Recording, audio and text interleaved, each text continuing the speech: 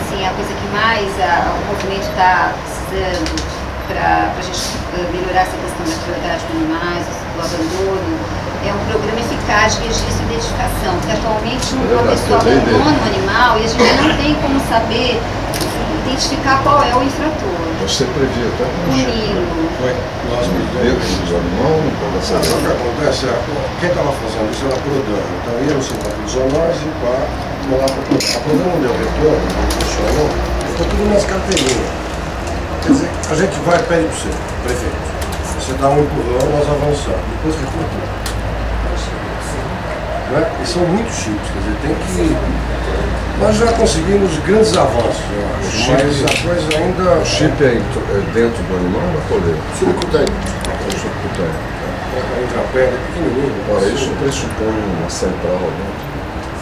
Nós temos que descentralizar o processo, porque hoje você tem o CCZ só em Santana, não dá para atender Zona Leste, Zona Sul, Zona Norte. Hoje tem chip em Santana? Eles estão chipando já. Quando você identifica esse animal com chip, você entra nesse sistema que já tem o RGA, que é a Prodan quem faz.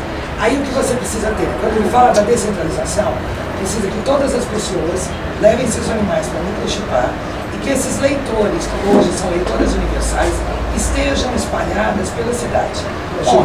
Em subs, em clínicas. Eu sei, mas qual é a utilidade? Utilidade é que liga para sempre aquele animal, aquela pessoa.